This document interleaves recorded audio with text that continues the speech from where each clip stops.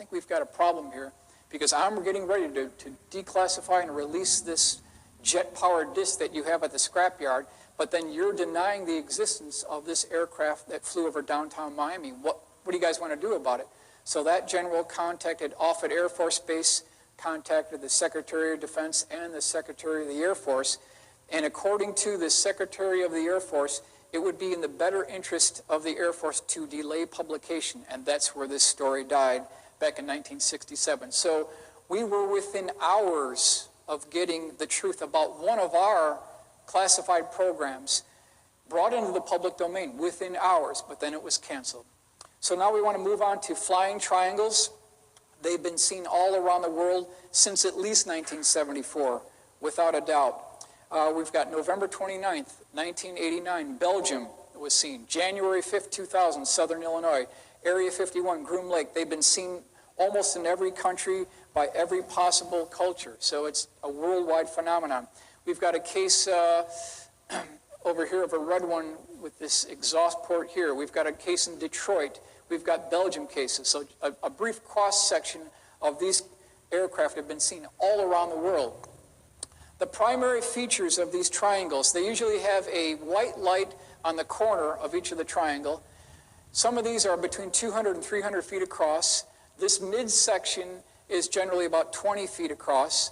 And then there's always this interesting structural work on the bottom and probably a red or amber light in the center of the bottom section of the craft. That's kind of the overall view of what we see here. March 31st, 1999, Kirby, a very significant sighting.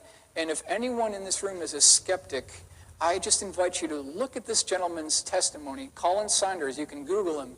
He gave a really nice 20-minute lecture regarding this particular sighting. A very honest gentleman. I totally believe his case. He was with his family driving home at around 9:50 p.m. after dinner when they came across this particular craft. He saw the aft end of it first. It was tilted up at about 15-degree angle of attack on the left-hand side. And then he said the bottom of this craft tipped up, but it tipped up from the back end. And he said, he used the term that it looked like it was submerged underwater. That's how this actually moved underwater. Here's the view of what it looked like from the aft end. He said it was totally silent, and then he said it had these very interesting raised box sections on the top of the craft. The exterior pictorial version of the exterior of the craft looked like a flowing liquid mercury. It was almost alive. And he said that it was his belief that these extruded sections here were part of a docking mechanism with a larger craft. So as this thing flew over, he could see the bottom of it. It also had these raised sections as well. And then as this thing flew over, you can see a forward section right here. It disappeared from view, but then way off into the far horizon, there was a much larger ship that had a red light on one side and a green light on the other side. And he said that this particular aircraft appeared to be trying to dock with that larger craft. So that may be the reason for these interesting raised sections here. This thing was approximately 50 feet across in conjunction with a Cessna 172 that has a 27-foot wingspan. Here's Colin Saunders here. Here's his UFO model. And when I saw that UFO model, I said, wow, I want to have one of those. So I took his technical blueprint, and then in AutoCAD, I put together this schematic drawing here, which is a cardboard stock model. And I produced this for each and every one of you. So you can have a black and white version of this, so you can build your own UFO at home, which is an actual authenticated case. This is what the model looks like right here. This is what the bottom of it looks like right here. And so I have one for each one of you. Now, November 22nd, 1985, 15 miles northwest of Madison, Wisconsin. Very interesting case because of this interesting tube section on the bottom of this aircraft. But we don't only have the illustration. We've got the eyewitness testimony. It says the underside of the craft resembled, quote, the back of a refrigerator, like a collection of condensation pipes that ran back and forth. So keep that in mind kind of as we proceed here. I asked the question, is that what you would expect to see on the bottom of an alien spacecraft? I mean, really, I thought you aliens were 100 million light years ahead of us, and yet you're flying around in these vehicles that look like the back of a refrigerator? Someone's lying to you, folks. Someone's lying to you. I can assure you that. January 5th, 2000, this was the first mass sighting of triangular aircraft after the year 2000, seen by at least 4 police officers, seen by a miniature golf owner who said that this craft looked like a 2-story ranch fly right over his golf course. Very well documented case. Another case for skeptics that might be sitting on the fence. Please examine the January 5th, 2000 overflight of southern Illinois by these triangular-shaped craft. Some of these had a red and green section in the aft portion. Always these white lights at each of the corners, and then an amber or red light below the belly of the craft. Newspaper clipping service picked this up. It was seen over DuPont County, multiple counties within southern Illinois, not too far from St. Louis. May 23rd, 2001, Allen Park, Michigan. This gentleman saw this craft fly over his taxi, actually, blocked out the stars as it flew over. April 3rd through the 5th, 1975, Lumberton, North Carolina. This craft was seen by multiple police officers. It had an interesting cutout notch section in the back end of the triangle, red lights along the leading section here, and then a high-intensity white light that was shining down a beam onto the ground, seen by multiple eyewitnesses. This is the cutaway drawing here and shows you kind of an isometric view. This is the row of the lights on the leading edge of the craft. Again, this cutout section is another motif that we see throughout these different craft. Now, this is a very interesting case that I got from David Marler, who is the premier researcher in triangular UFOs. We don't have a date, but we know the location was Oregon. According to this eyewitness, this particular craft was about 180 feet across, large triangular-shaped craft with these rounded corners in this location here. According to the eyewitness, this particular craft parked itself, hovered about 20 feet above the river, the Little Pudding River in Oregon, and then it started dropping down this 8 to 10 foot diameter metallic tube, went right into the river, started sucking up this water, and then he noticed that right next to this tube, water was coming out too. So the water's going up, water's coming down, and then he said there was a blue beam of light that exited off the left end of the craft. And then he said something very interesting. There was lights pulsating across the circumference here, and then there what looked like these 3 landing gear legs that popped out of the bottom, but these weren't landing gear legs. He called them overflow valves because water was shooting out of these overflow valves. And then there were 3 orange orbs that popped out of the bottom of this thing. About 2 minutes later, after this had completed whatever it was doing, he said it sounded like a washer machine. These orbs merged back into the craft. This craft slowly took off, and then when it reached about an altitude of about 1,000 feet, this thing took off like a spark off a grinding wheel. So that was that particular, almost a USO case. Enormous turbine blade UFO, January 21st, 1997, Puerto Rico, also came from the David Marler files. Basically, a primary eyewitness saw this particular craft hover near his location. Now, if you look at the size, he estimates between 500 and 800 feet across. We're talking a massive ship here.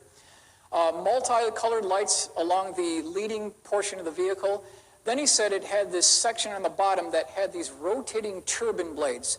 But it was his impression that these turbine blades were rotating far too slow to support this vehicle. So there's no way it could be the primary source of propulsion, according to the eyewitness. He also said that there was a strange being that had a pear-shaped head on a transparent cupola or dome section of this aircraft.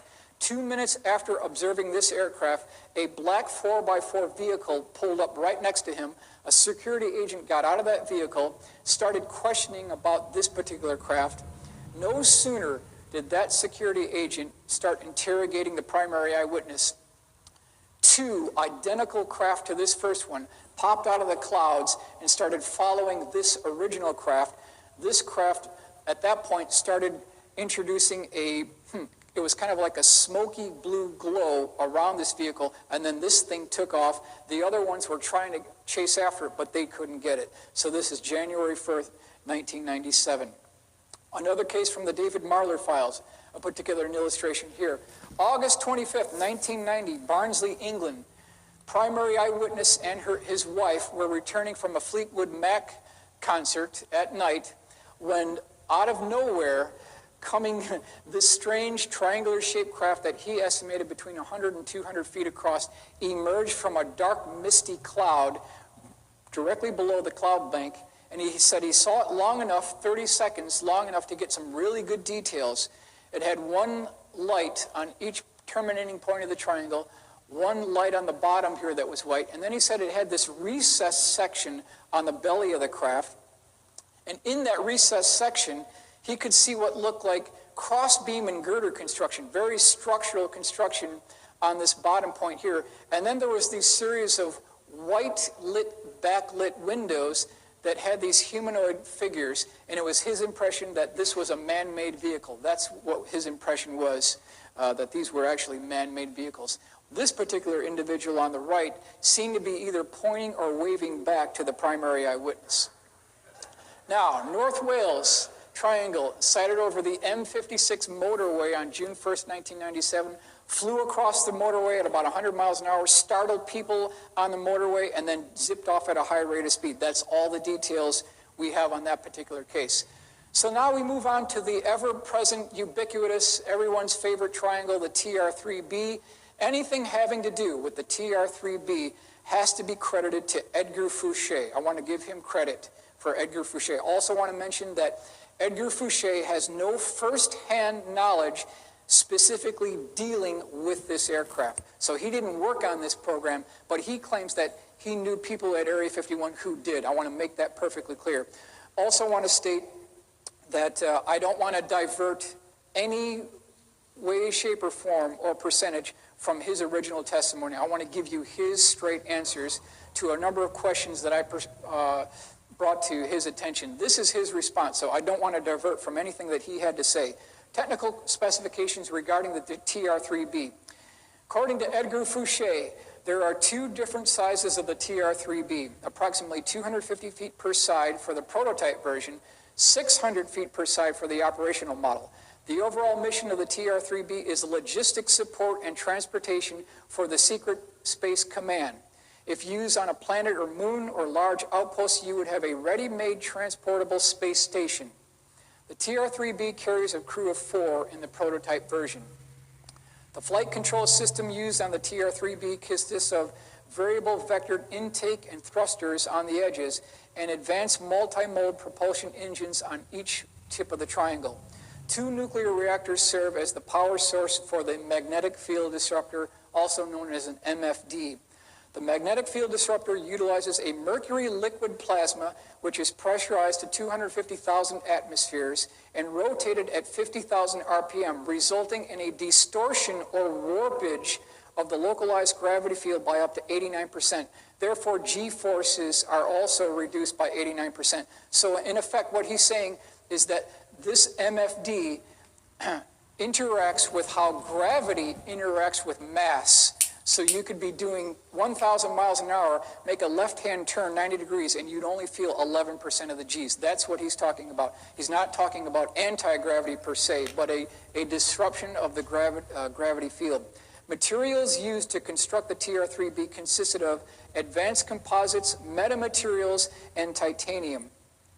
3 prototype TR3Bs were built. Cost per TR3B in $1990 was $1 billion per craft. Sightings by Edgar Fouché is 1975, high in the atmosphere at night at Edwards Air Force Base, 1976 within the southern part of the Nellis Range, and the late 1970s Groom Air Base. That's the one we want to focus on. TR3B utilizes telescopic landing gear legs with T-pads, operated by the National Reconnaissance Office, the National Security Agency, and the CIA. The craft exhibits a very low electromagnetic humming noise during operation. 1 light was located on each tip of the triangle. The craft incorporates electrochromic panels used for daytime stealth operations. So when you talk about electrochromic panels, what they're essentially doing is they're electronically transferring the image, what's in back of the craft, to the forward portion, essentially allowing it to blend in with the background, basically bringing it invisible. Vents on the side of the craft serve as variable vectored intake exhaust depending upon which direction the vehicle is going. So this is a drawing put together showing you these vents right here. This is the crew compartment and then the magnetic field disruptor right here. So then I asked Edgar Fouché, Edgar, instead of you just talking about the TR-3B, can you give me an illustration of your sighting? This is what he came up with. This is Edgar Fouché's illustration of his sighting. This would have been 1979 at Area 51. This is avionics building number 9, the avionics laboratory at Area 51. Again, this is the longest runway right here. And he was going from the avionics laboratory to a blue blacked out windowed bus, Air Force bus. So it was about a 100-foot walk. And as he's walking to this bus, they had him wear these blacked out welder's goggles so he couldn't see anything around. Edgar Fouché is a pretty big guy, so when he looked down, there was a crack between the top portion of his forehead and the top portion of these welder's goggles, and he could see a crack of light. He looked outside that light and saw the TR-3B about 500 feet away. This is according to Edgar Fouché. So if you look at this runway diagram, you look at the buildings, remember these are the red hat hangars right here, we're talking at least 500 feet. And so that's how close he got to perhaps one of our classified flying triangles. Again, flying triangles, UFOs, the estimate of the situation, David Marler, this is by Richard Dolan Press, our good friend Richard Dolan. Anyone who's a skeptic regarding flying triangles, please look into this book and you'll see that there's quite a good historical background. I want to make a statement here. If you thought that all triangular UFO cases were the direct result of classified military aircraft, that would be incorrect. Now, how do we know this? Sightings of these triangular-shaped craft date back to 1890. Kelly Johnson, who formed the Skunk Works, he wasn't even born yet, so it couldn't be a Lockheed bird, right? It has to be something else. Now, when we talk about these liquid mercury plasma engines on the magnetic field disruptor associated with the TR-3B, that's the same thing we hear about on these Vimana aircraft that were 2,000 years before the time of Christ in the ancient Indian Sanskrit text. They talk about liquid mercury plasma engines with these Vimana type crafts. So this technology might date back much earlier than we thought. Is that the same technology that's used here in the Kecksburg Acorn that was recovered in Pennsylvania, December 9th, 1965? Is that the same technology used on the Nazi Bell, 1945? They had the same dimensions, the same configuration, the same bumper around the bottom circumference, the same strange hieroglyphic writing along the bottom. Both the Bell here, it also had these insulating bricks that were associated with test flights. Also, Joseph P. Farrell talked about how plants within the vicinity of test flights of the Bell turned to goo within 2 hours. Scientists who were near the Bell during operation died immediately. He also talks about how there's 2 counter-rotating drums that have a radioactive isotope of mercury called cerium-525. That may be some of the propulsion systems associated with the Bell. Now, by May of 1945, Adolf Hitler had 62 of the scientists associated with the Bell program murdered. These were brought up in the trials after Nazi criminal war crimes were brought to public. And so they talked about these 62 scientists being murdered associated with the Bell program. My question is, did SS General Hans Kammler, who was involved in the Bell program, did he cut a deal with the Americans? Did he have his record expunged of any crimes in exchange for technology? That's something we definitely want to keep in mind. Cash Landrum incident, Huffman, Texas, December 29th, 1980. This, by any other means, skeptics cannot debunk this case. This case had stood the test of time for so long now, and I invite anyone who's questioning the validity of some of these cases, please look at this case. You'll find that this has remained rock solid. 3 eyewitnesses, Betty Cash, Vicki Landrum, Colby Landrum, were driving around 9 p.m., Huffman, Texas, when they noticed a bright light approaching their vehicle. It got brighter and brighter and brighter. It got so bright they became horrified. They were scared. It was traumatic. She even mentioned that she thought this was the second coming. She thought this is the end of the world. And what she saw was this twin double ice cream cone craft that was about 90 feet tall, had a series of light-colored blue portholes. We don't know if these were portholes, but they were circular outlets in this location here. It was about 30 feet above the pavement here. She slammed on her brakes. Betty Cash got out of the car, started going to the forward portion of the car to see this thing as a better look.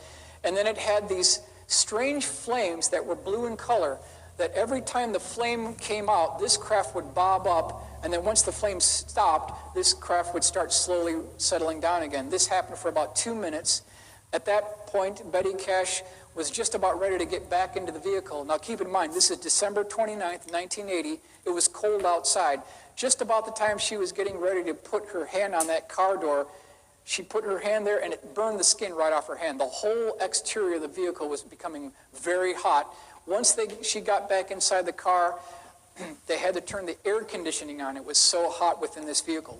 This craft also emitted a beeping noise as this engine produced this thrust. And then about a minute after this departed, there were no less than 23 double-rotor Chinook CH-47s chasing after this craft with 2 UH-1 Hueys in chase with high-intensity light beams, like they were shepherding this vehicle, like they had foreknowledge of this particular flight. Now, it's my personal opinion that this was one of ours, ladies and gentlemen. Now, how can I back this up? If you look at this hearing before the Subcommittee on Research and Development, Joint Committee on Atomic Energy, this is the Aircraft Nuclear Propulsion Program, July 23rd, 1959.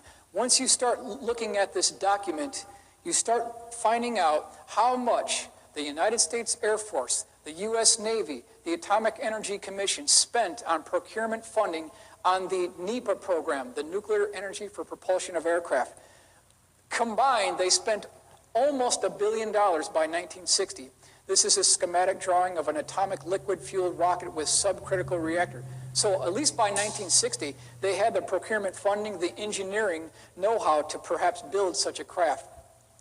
Here again, aircraft nuclear propulsion system, different cutaways within that diagram to back this up. So again, we have a legacy of technology, paperwork to back this up. I believe that this was a test flight of one of our original NEPA programs. It was an early NEPA program. There was a hull breach within that subcritical reactor that started spewing out fissionable material, and that's how Betty Cash and Vicki Landrum died from the effects of radiation poisoning regarding this. So it's important that we hold our government liable for essentially the murder of these two individuals. This case was actually never heard of in court. It was thrown out of court due to lack of evidence. Now, significant statements by Ben Rich regarding advanced aerospace propulsion systems and technology. Ben Rich, very interesting gentleman. Met with his son Michael Rich at the RAND Corporation. He was very nice, didn't reveal any secrets, but important to keep in mind, Ben took over the reins of the Skunk Works from Kelly Johnson in Burbank back in 1975. He headed the Skunk Works until 1991. And I want to really bring out some points here that I think are very important regarding what Ben Rich said about the technologies that we're talking about in this conference. Now, according to Ben Rich, and you can verify all of these, they've been authenticated. I invite you to check this out yourself. We did the F-104, the C-130, the U-2, SR-71, F-117, and many other programs that I can't talk about. We are still working very hard. I just can't tell you what we're doing. Wright-Patterson Air Force Base slide presentation, September 26, 1992. Again, the Air Force has just given us a contract to take ET back home. We already have the means to travel among the stars, but these technologies are locked up in black projects. It would take an act of God to get them out to benefit humanity. There is an error in the equations. What equations is he talking about? There is an error in the equations, and we have figured it out and now know how to travel to the stars, and it won't take a lifetime to do it. So what equations is Ben Rich talking about here? It is time to end all secrecy on this, as it no longer poses a national security threat, and make the technology available for use in the private sector. It says we have some new things. We are not stagnating. What we are doing is updating ourselves without advertising. There are some new programs and certain things some of them 20 or 30 years old, that are still breakthroughs and appropriate to keep quiet about. Other people don't have them yet. And then it says here, September 7th, 1988, AIAA lecture, so you can back that up too. I wish I could tell you about the projects we are currently working on. They are both fascinating and fantastic. They call for technologies once only dreamed of by science fiction writers, according to Ben Rich. What could that mean? Now, this is a new group that maybe some of you haven't heard of before. I got this from the Huntington Library from the papers of Ben R. Rich.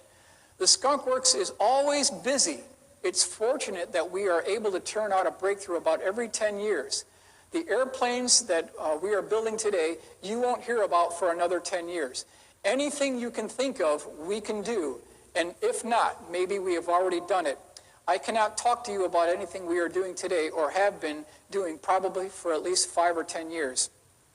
If you saw the configurations I have on my desk today, they're mind-boggling, because if you can think of it, we can design it at the Skunk Works. So that's according to Ben Rich. And ladies and gentlemen, I don't think you're going to get a better group of comments regarding advanced aerospace propulsion systems. Now, John Andrews, who we mentioned before, was very good friends with Ben Rich. These two gentlemen, over decades, played this word Scrabble game where Ben Rich would kind of submit little hints to John, and that's how he was able to design the F-19 stealth model that turned out to be the highest selling plastic aircraft model of all history. Over 1 million units were sold. So John Andrews wrote a letter in 1986 to Ben Rich regarding his personal opinion of UFOs, even of crash retrievals.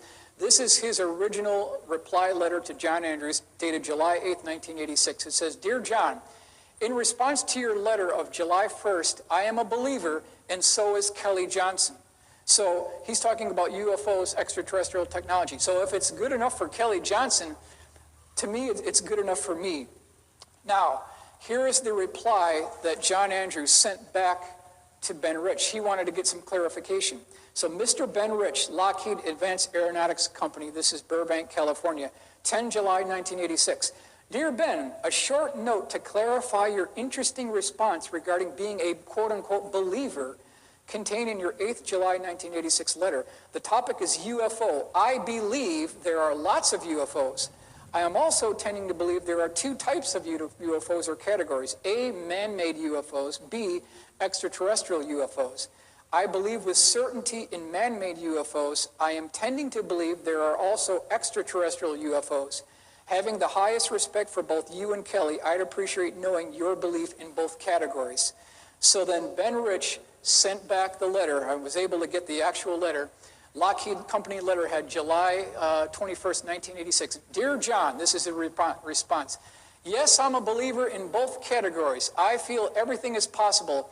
Many of our man-made UFOs were unfunded opportunities. In both categories, there are lots of kooks and charlatans. Be cautious, Ben Rich. So, the $64 billion question is, what did Ben Rich mean when he talked about unfunded opportunities, UFO? Was Ben Rich talking about programs that didn't get funded at the Skunk Works? Or, as some have suggested, which could be a possibility, was he talking about freebies or hand-me-downs that we got for others? Is that a possibility? It's certainly a possibility. But by 1995, Ben had passed away, so we don't know the answer to that question. Now, a good friend of mine, Jim Goodall, wrote a letter to Ben Rich, basically requesting a taped interview. Just go over a couple of quick points. I would like to do a taped interview with you sometime in the near future. So obviously Jim knew that time was getting short for Ben. He wanted to get all this documented on videotape. It says, we would cover everything that you have ever been involved in with your many years at Lockheed Skunk Works. We would cover all bases, leaving nothing out. He also said that he'd be glad to hold on to that tape for 10 years, 20 years, until he decided that it was appropriate to release into the public domain. Now, unfortunately, that interview never took place because, as we mentioned, Ben Rich passed away in 1995. But just prior to Ben's passing, Jim Goodall got one final telephone conversation into Ben Rich, who was dying at the hospital, and this is what Ben Rich told Jim Goodall over the phone just before he died. He says, Jim, We have things in the Nevada desert that are 50 years beyond what you can comprehend. If you've seen it on Star Wars or Star Trek, we've been there, done that, or decided it wasn't worth the effort. So again, ladies and gentlemen, I don't think it's going to get any better than that. Talking about technologies that are 50 years beyond what we can comprehend from the skunk works. A couple of UFO cases that we should consider here. Hudson Valley boomerang. Between 1982 and 1989, over 25,000 eyewitnesses reported a gigantic chevron or boomerang-shaped craft that hovered over cities north of New York City, about 20 minutes north of New York City. Primary eyewitnesses reported from air traffic controllers, doctors, policemen, law enforcement personnel. What they reported seeing is this boomerang-shaped craft with these tubes, pipes, and cylinders on the bottom of the vehicle. A very structured craft on the bottom. Also had multicolored flashing lights on the bottom as well. That's a very interesting thing to consider because it's been repeated over and over again. Now, March 24th, 1983, Taconic Star Parkway, New York. This was on a Thursday. Multiple eyewitnesses saw a gigantic 300 feet per side flying boomerang-shaped craft with a triangle trailing edge hover over the Taconic State Parkway. People pulled over to the side of the road, slammed on their brakes, got out of their car, looked up and saw this craft. But then they said when they saw the bottom of it, it had these transparent panels so you could see inside the structure of the craft. And eyewitnesses reported seeing tubes, pipes, cylinders, steel girder, mechanical truss tube construction like a truss bridge. That's what they reported. So I want to ask everyone here, and you don't have to answer, does anyone here know what happened one day prior to this event? What happened on March 23rd, 1983? Reagan's speech, thank you. March 23rd, 1983 was Reagan's speech. He proposed the SDI program. So I asked the question, is there a connection between the Hudson Valley boomerang and the SDI program by Ronald Reagan? Were they using these craft flying over large American cities as a nuclear deterrent, setting up an electromagnetic umbrella protecting us from incoming enemy Russian ICBMs? Is that a possibility? I'm just throwing it out there. Characteristics of the Hudson Valley boomerang. Sightings of the craft came in from Connecticut, New Jersey, and Massachusetts. The craft was virtually silent and measured between 300 and 900 feet across. The UFO was seen hovering over busy expressways, lakes, and rivers. The object was reported by airline pilots, air traffic controllers, doctors, lawyers, local law enforcement, firemen, computer programmers. The craft appeared to have an industrial steel structural girder and crossbeam internal construction like a truss bridge. So what I've tried to do here is I've incorporated every conceivable configuration that was seen by the eyewitnesses. Again, we've got this tubes, pipes, and cylinders that was seen on the bottom of the vehicle, a triangle trailing edge, and then here we've got this section here showing you these transparent panels. Over here, I've shown you the original configuration of the B-2 stealth bomber. This is vintage 1983. Northrop spent $22.3 billion of our tax dollars designing this B-2 stealth bomber. 1983, they had absolutely nothing to show for our $22.3 billion. At the end of 1983, the Air Force and Northrop decided that they no longer wanted to have these low-altitude bombing platforms, and they changed the wing configuration to the double W that we see today. That cost all of us $1 billion for the wing redesign. Now, instead of me just talking about it just by myself, I wasn't there. I want to give you the eyewitness testimony directly from the people who saw this craft. This is Dennis Sant, very respectable gentleman. Here's his quote. This is Philadelphia Inquirer, September 28th, 1984. As it hovered, I could make out dark, smoky-colored metallic beams underneath, huge beams, according to Dennis Sant, March 17th, which was a Thursday when this actually took place. Again, Monique O'Driscoll, she sighted the object on March 17th, 1983, on a Thursday. This is her quote, and this is her painting that she made of this craft. I could see the underbelly part. It's solid. It had metal-type work, like cross beams and tubular things hanging down here and there. I was so close to it, I could have thrown a ball and hit it. That's from Monique O'Driscoll. This thing flew right over her head. Now, June 24th, 1984, Indian Point Nuclear Power Reactor. Something very significant happened on this particular night. I believe it may be one of the top 3 UFO cases of all history. According to no less than 12 Nuclear Regulatory Committee security guards, a gigantic, repeat, gigantic 900-foot wide boomerang-shaped craft hovered over Reactor 3 for 20 minutes. So this is confirmed by 12 security guards, and this is a West Crum illustration of what this thing looked like. They had shotguns pointed at this thing. It shut down the security system of the nuclear power plant. It violated prohibited airspace. But then there was one of the security guards was in this remote hangar here. He had a camera, a remote camera, that was capturing all this on videotape. And in his words, quote, this craft was so large that he had to pan the camera 180 degrees across just to get the whole thing in the field of view. That's how big this craft was. That videotape was later confiscated by government officials, but there is a videotape of this particular event. Phoenix Lights, March 13th, 1997. Again, boomerang-shaped craft. It had a very small triangle trailing edge here, seen by thousands of eyewitnesses.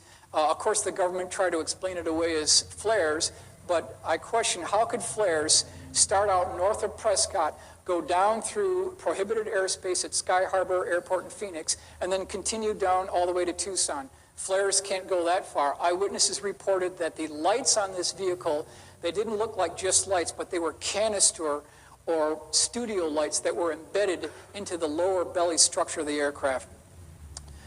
Phoenix Lights, we also want to cover the Belgium Triangle. This is November 29th, 1989. This is the newspaper clipping from the report talking about a gigantic 300-foot per side. Some eyewitnesses reported that this was over a football field inside. Also, we have the section here where the whole entire field section was lit up by the light that this craft emitted. A couple of quick reference points on this here from the Sun, July 23rd, 1991. We are under a sort of siege by high-tech flying machines. These craft are clearly the product of an advanced society and are under intelligent control. Their shape, size, speed, and the way they move are unlike anything known on Earth. These UFOs are technological marvels.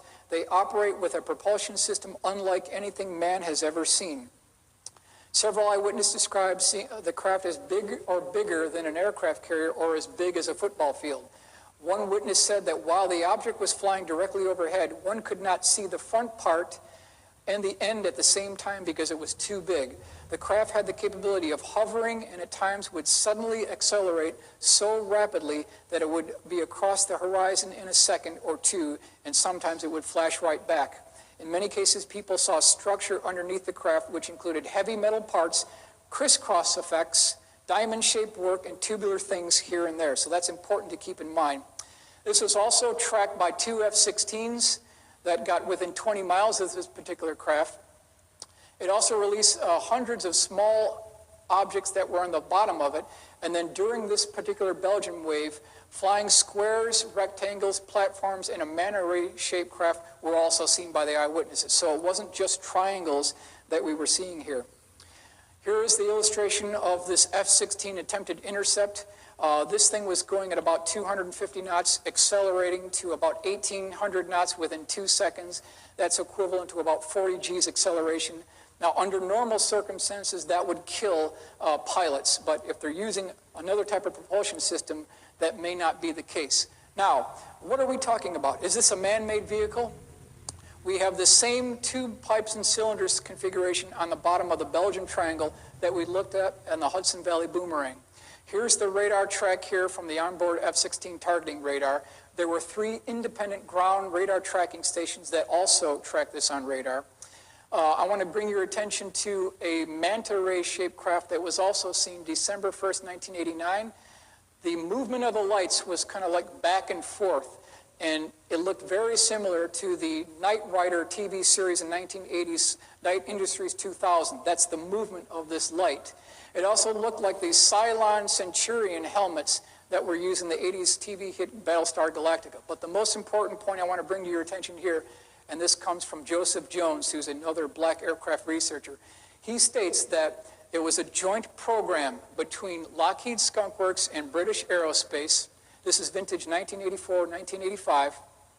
They were developing something called triangulum. That was the code name for this aircraft. And they were working on something called an EM drive. And this is part of a program called Brilliant Invader. That was the code name for this operation. So ladies and gentlemen, I submit to you that this may be, in point of fact, the explanation for the Belgium Triangle Wave 1989-1990, which was the Brilliant Invader joint NATO training exercise. Knight Rider shows you the configuration of the lights in this location, also the Cylon Centurion helmet here. Now, what evidence do we have to back this up? Is it just fairy tales, or do we have something to back this up? Jane's Defense Week, September 4th, 1996, has a very interesting article regarding the relationship between the UK and the US regarding stealth technology. The UK's relationship with the USA on stealth runs very deep, has been going on for many decades, and is extremely secret. Do we have anything else to back this up? It turns out that by the 1960s, they had accumulated so much information regarding what was done after World War II, when British intelligence was basically sucking up every shred of evidence recovered from the Nazis regarding radar cross-section development. That report was put in something called the Dawson Report, and then during an unknown date within the 60s, that report was brought over to Washington, D.C. and given to the defense contractors, probably Lockheed.